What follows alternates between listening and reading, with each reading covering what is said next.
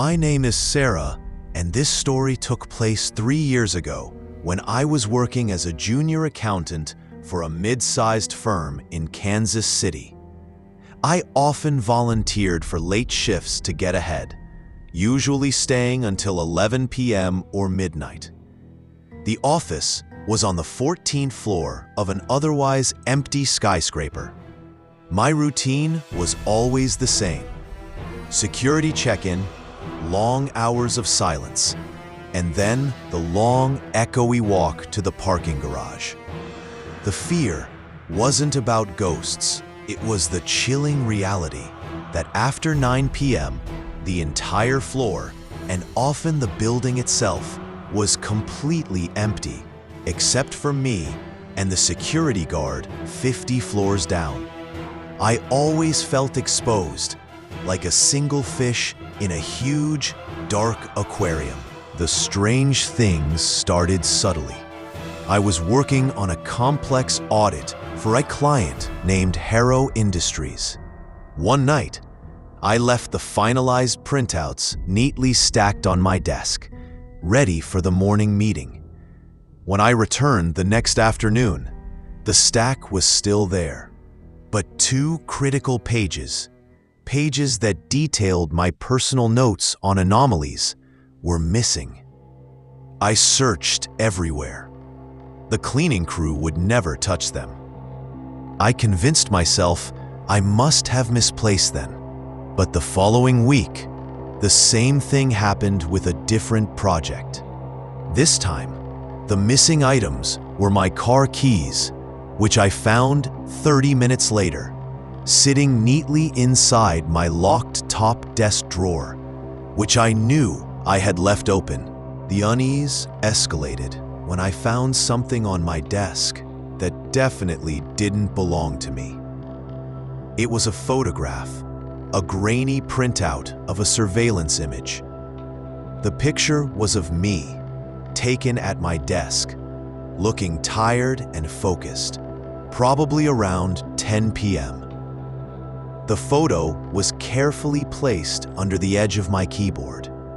The angle was high, suggesting it was taken from the ceiling's fire suppression panel, meaning the person had to have access to the building's maintenance space. My throat went dry. This wasn't a mistake. This was a deliberate message that I was being watched, closely and consistently. I immediately went downstairs to the main lobby to confront the night security guard, an older man named Jerry. I showed him the photo. Jerry looked genuinely confused. He confirmed the security cameras were limited to the lobby, elevators, and main stairwells, and definitely not the 14th floor ceiling panels. He checked the entry logs for the night the photo was taken.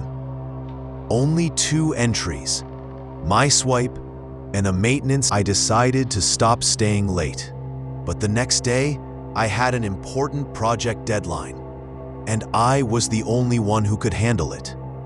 At 8 p.m., I went to the women's restroom.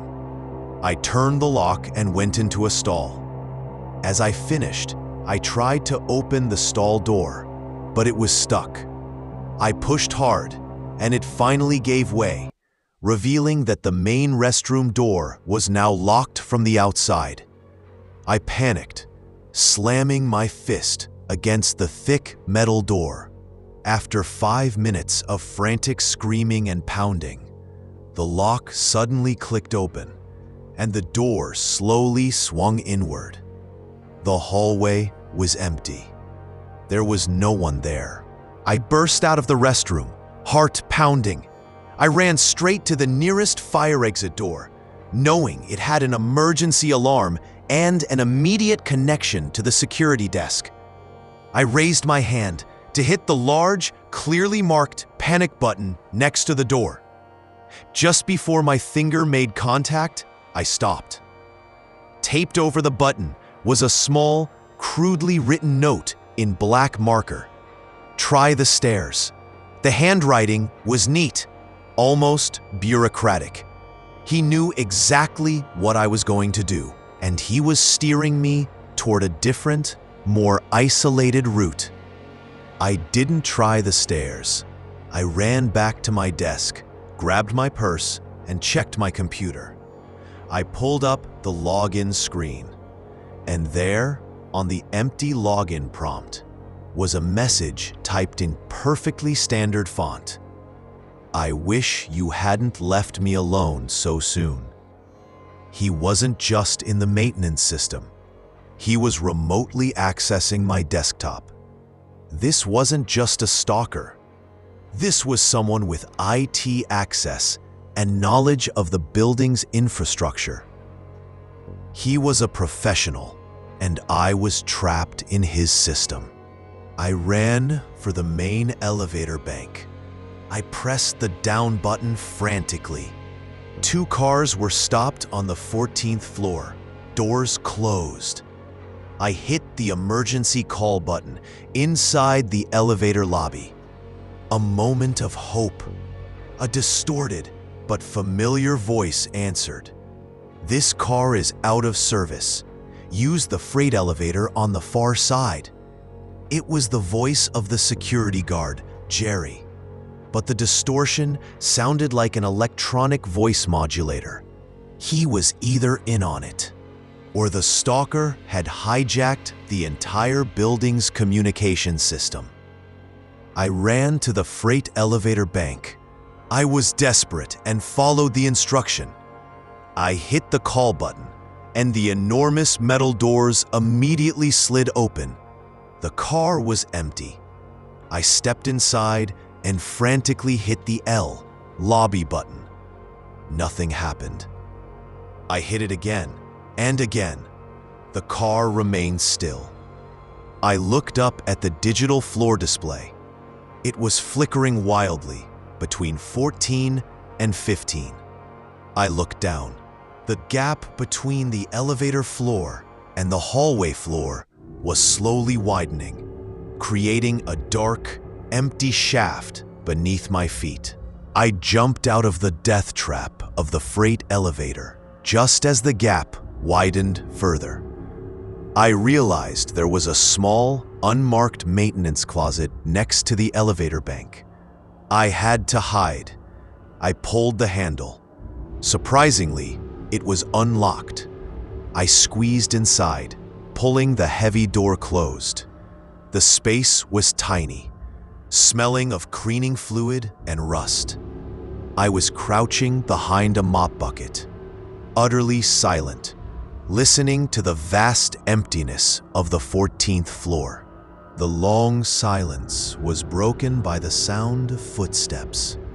Not hurried, not heavy, but a slow, confident stroll on the polished linoleum floor, moving directly toward the freight elevator bank.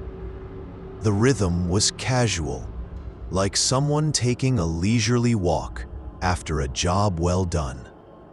The footsteps stopped right outside the closet door.